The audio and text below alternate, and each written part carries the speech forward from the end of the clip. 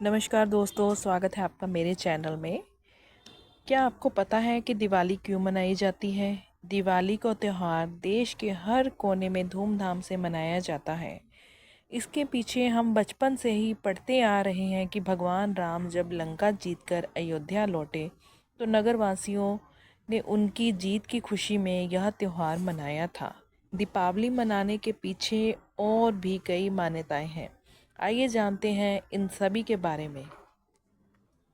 एक कहानी है कि श्री राम के वनवास से लौटने की खुशी में दिवाली मनाई गई, जो लगभग सभी भारतीयों को पता है। कहा जाता है कि मथुरा की बातों में आकर कैकेयी ने दशरथ से राम को वनवास भेजने का वचन मांग लिया। इसके बाद श्री राम को वनवास जाना पड़ा। 14 वर्षों का वनवास बिताकर जब भगवान श्री राम अयोध्या लौटे तो नगरवासियों ने उनका भव्य स्वागत किया। तभी से दीपावली मनाई जाती है। पांडवों का अपने राज्य लौटना। महाभारत काल में कौरवों ने शकुनी मामा की मदद से शतरंज के खेल में पांडवों को हराकर छल पूर्वक उनका सब कुछ ले लिया और उन्हें राज्य छोड़कर 13 वर्ष के लिए वनवास जाना पड़ा। कार्तिक अमावस्या को 5 पांडव युधिष्ठिर, भीम, अर्जुन, नकुल और सहदेव 13 वर्ष का वनवास पूरा कर अपने राज्य लौटे। उनके लौटने की खुशी में राज्य के लोगों ने दीप जलाए। माना जाता है कि तभी से कार्तिक अमावस्या की दीपावली मनाई जाती है। राजा विक्रमादित्य जा राज्याभिषेक। राजा विक्रमादित्य प्राचीन भारत के महान सम्राट थे। वह आदर्श राजा थे। उन्हें उनकी उदारता साहस के लिए जाना है। कहा जाता है कि कार्तिक अमावस्या को ही उनका राज्याभिषेक हुआ था।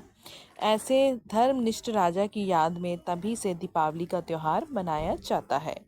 माँ लक्ष्मी का अवतार। दीपावली का त्यौहार हिंदी कैलेंडर के अनुसार कार्तिक महीने की अमावस्या को मनाया जाता है।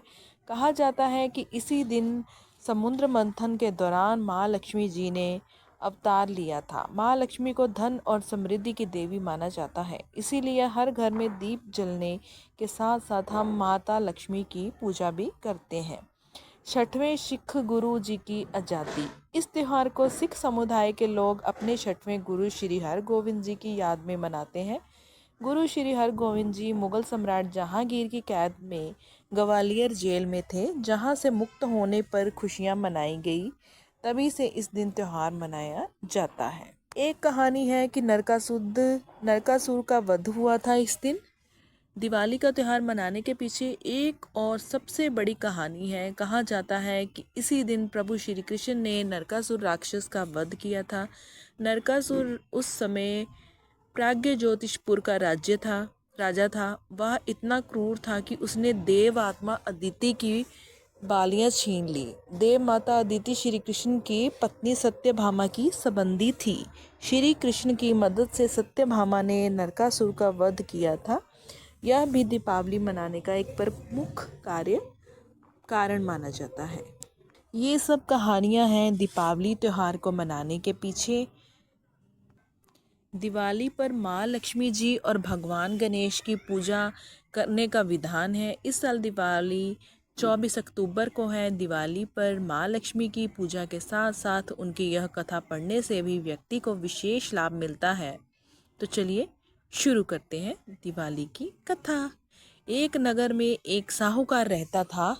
उसकी एक लड़की थी। उसने देखा कि लक्ष्मी जी पीपल से निकला करती है। एक दिन लक्ष्मी जी उस साहूकार की लड़की से बोली कि मैं तुझ पर बहुत प्रसन्न हूँ, इसीलिए तू मेरी सहेली बन सकती है। लड़की बोली, क्षमा कीजिए, मैं अपने माता पिता से पूछकर बताऊंगी।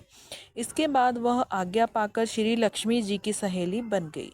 महालक्ष्मी जी उससे बहुत प्रेम करती थी। एक दिन लक्ष्मी जी ने उस लड़की को भोजन का निमंत्रण दिया। जब लक्ष्मी भोजन करने के लिए आई तो लक्ष्मी जी ने उसे सोना चांदी के बर्तनों में खाना खिलाया, सोना की चौकी पर बिठाया और उसे बहुमूल्य वस्त्र ओढ़ने को दिए। इसके बाद लक्ष्मी जी ने कहा, मैं भी कल तुम्हारे यहाँ आऊँगी। लड़की ने स्वीकार कर लिया और अपने माता पिता को सब हाल कहकर सुनाया। यह सुनकर उसके माता पिता बहुत खुश हुए, लेकिन लड़की उदास होकर बैठ गई। कारण पूछने पर उसने अपने माता पिता को बताया कि लक्ष्मी जी का वैभव बहुत बड़ा है, मैं उन्हें कैसे संतुष्ट कर सकूंगी। उनके पिता ने कहा, बेटी, गोबर से जमीन को लीपकर जैसे भी बन पड़े रूखा सूखा श्रद्धा और प्रेम से खिला देना। यह बात कह पिता कहीं चले गए। एक दिन वहाँ आ गए।